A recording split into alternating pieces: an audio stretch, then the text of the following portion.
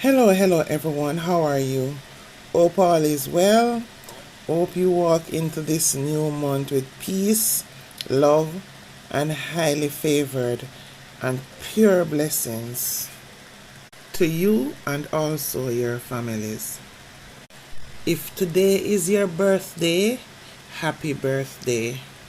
And if yesterday was your birthday, happy belated birthday. And if further on in the month is your birthday, if this month March is your birthday, happy birthday when it comes. Wishing you all the best, and I hope you have many more years to come. So guys, I have been hearing about this very controversial politician for years. And I always wondered what secret he has for the political party that he is affiliated with. Why they can't just send him home for being such an embarrassment to the party. He is generally very rude and obnoxious, disrespectful, and it doesn't matter whether you're a man, woman, or child.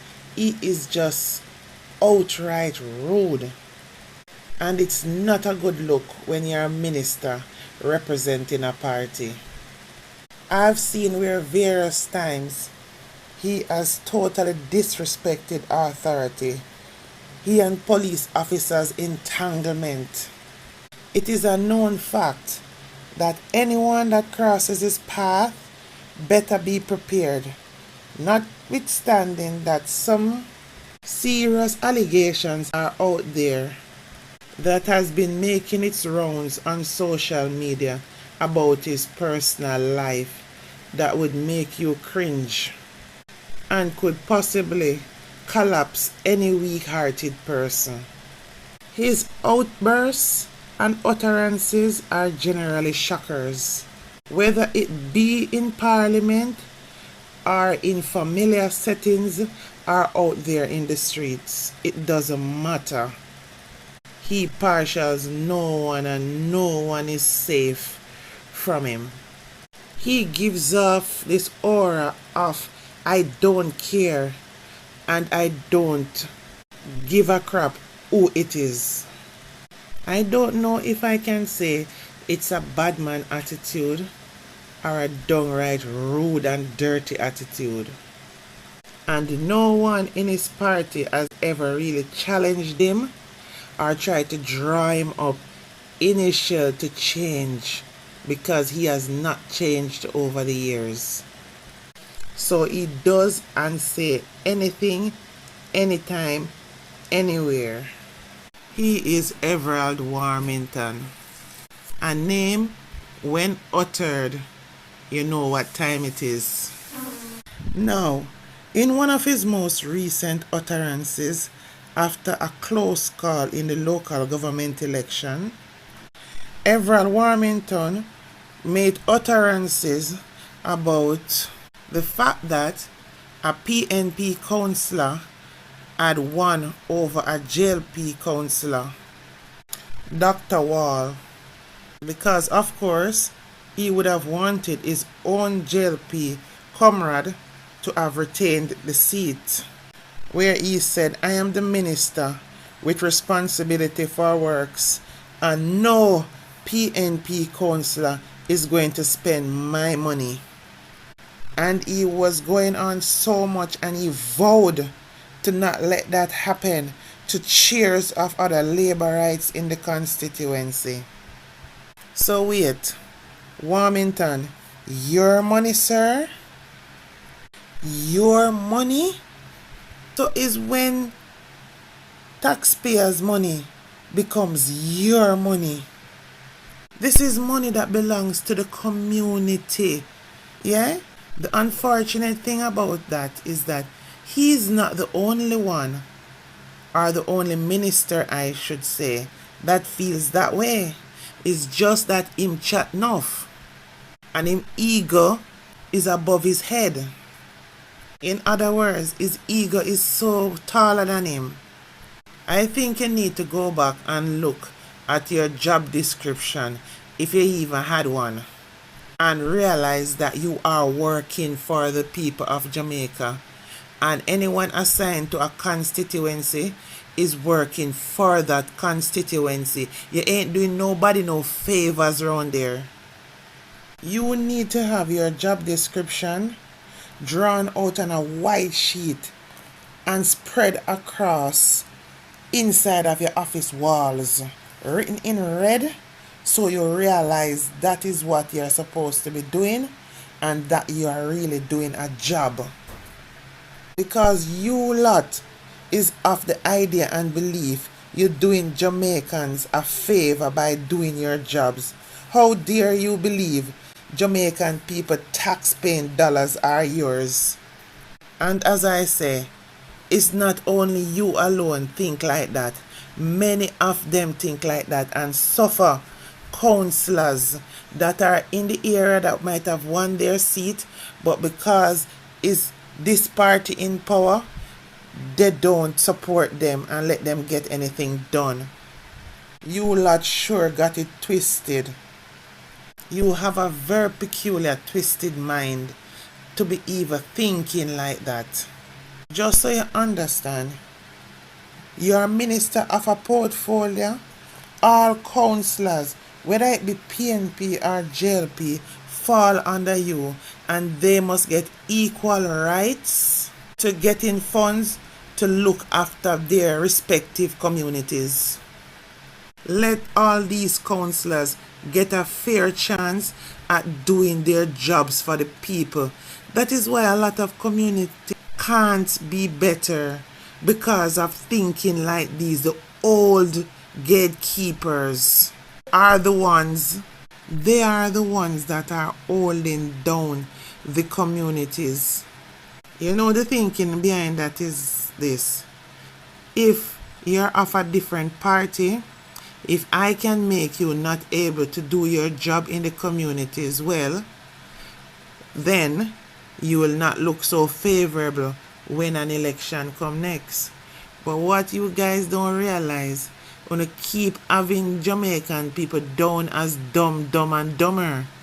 It don't work like that anymore, because your utterances that you made, we already realize that is going on. So we know when X is in power and the councillor is different, you starve that community. It is like you're punishing them for choosing a different party to be the councillor. We know this, so we'll vote them back in again. So whichever party is doing so, just let it be known that Jamaican people realize that's who you are, and it will be much better we see you acting fairly and justly. That is when you will be more recognized by the people. You know how depressing it is as a councillor. You're responsible for your community. And say, for example, Red is in power, yeah? And the councillor who win the local government is yellow. And that yellow have to be following up and down behind the red, begging and beseeching for help for the community, when them fully well know that they are being sabotaged and not able to look after their community the right way. No, politics shouldn't go, so we need to move away from that kind of politics. The good thing about this is that one of you same politician finally said so out of your own mouths, so we confirm the reality of what been going on for years. Both parties do it. Years. The one in power suffer the one that is not in power to be able to do any good in his community. So it's really truly nice that we hear the truth from the own horse's mouth. This is the thing though, when you get so comfortable doing wrongs and don't have to answer to anyone, you get complacent and egos grow, causing you to be overconfident, so much so that you really and truly speak the truth. Now, after you made such utterances, and the backlash is coming from left, right, and center, Now you're going to say your comment was misunderstood and taken out of context. When we don't already know, the Everald Warmington don't say nothing him don't want to say or don't mean it. He has built up a character over the years of saying what the hell he means. So there's no getting around if you meant what you said or not. So the heat of the moment don't goes for you, because this kind of victimization has been going on for years. Many community has suffered at the hands of this kind of thinking. The only thing this time, you openly endorse victimization, and it is of the Jamaican people, the taxpayers, who are paying you to do a job. You ain't doing nobody no favor. Now Everald Warmington is saying he is withdrawing his statement and is apologizing to the Jamaican people. We take that with a laugh. You can imagine how they had to beseech you to get you to even utter those words, because we know say you're a man when not take back talk. Because we already know that you meant every word you said. The crazy thing about it should not have been said in public. We know it goes on in private, but saying it in public just confirmed what we've been thinking long time and what we know.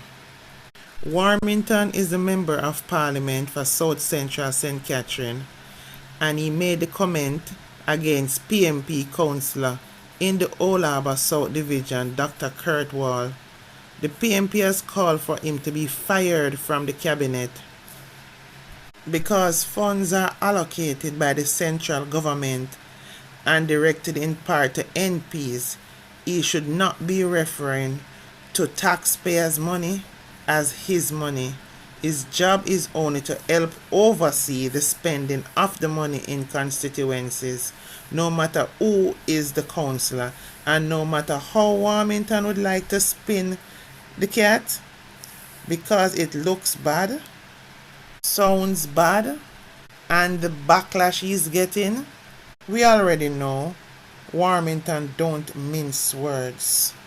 He says exactly what he means.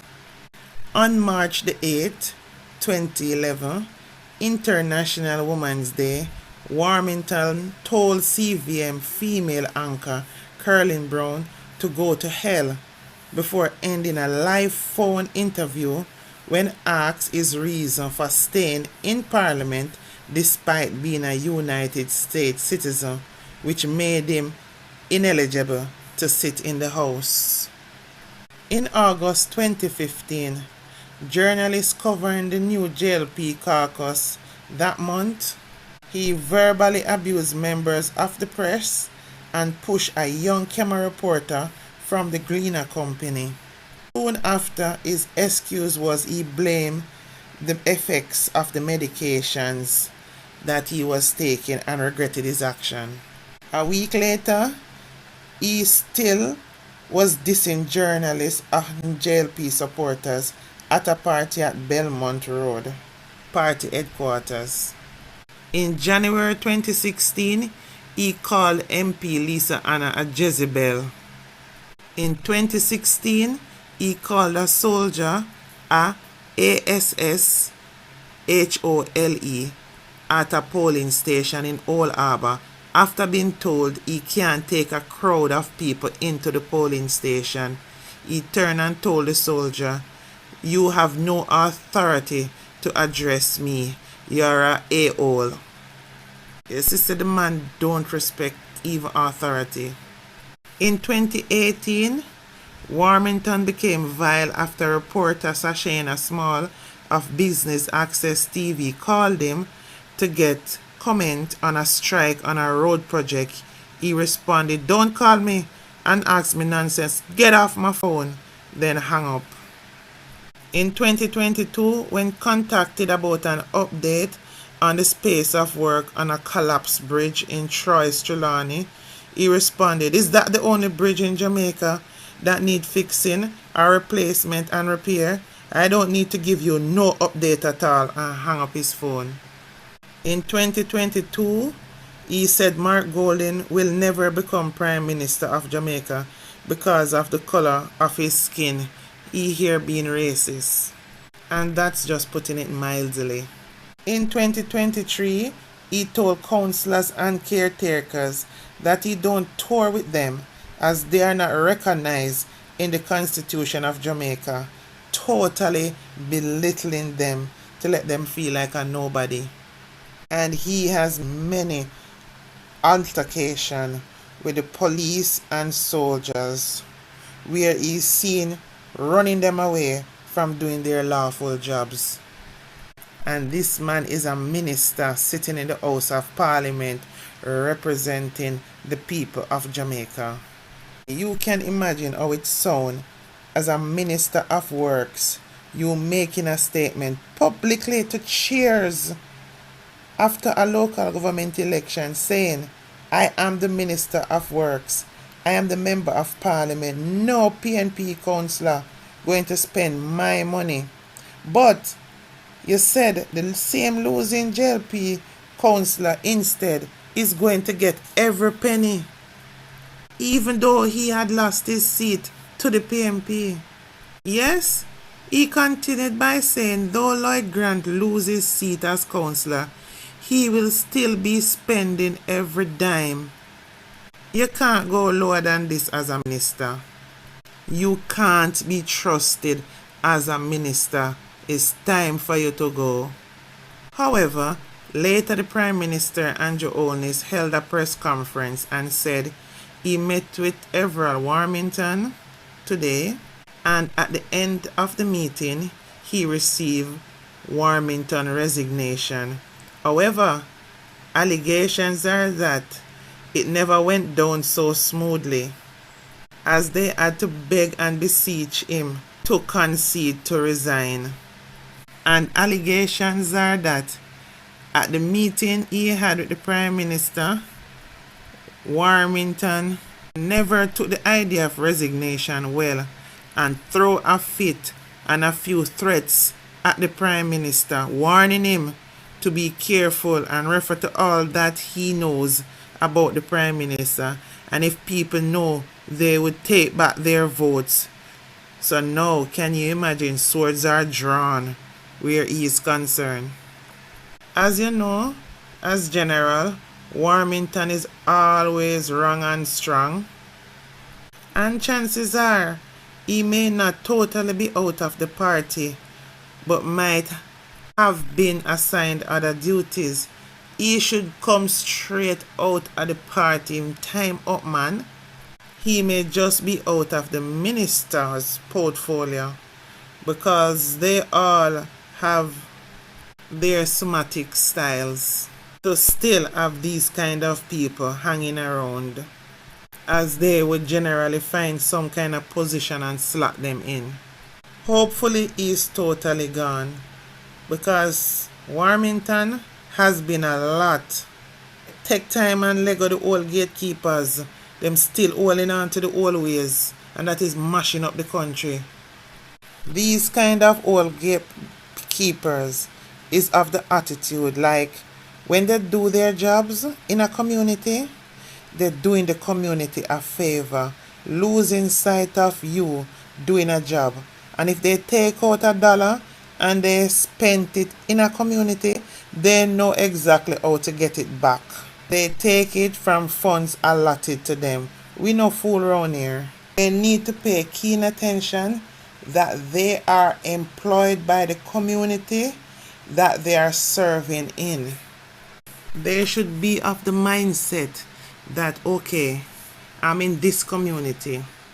I'm going to leave my mark in this community, so that when someone else comes in, they can see and say, okay, is my guy they make water running through the community, or is him build this bridge?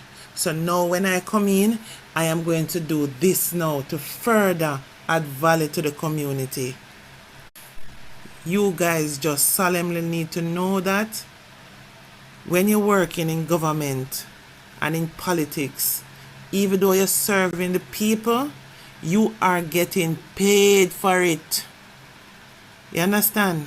You ain't doing no charity or no favors to anyone. Stop holding on to taxpayers' money like it's a personal thing. It's not personal. Get on a jobs done. Anyway, guys, please remember to like, comment, and subscribe to my platform, please. Love you all. Bye for now.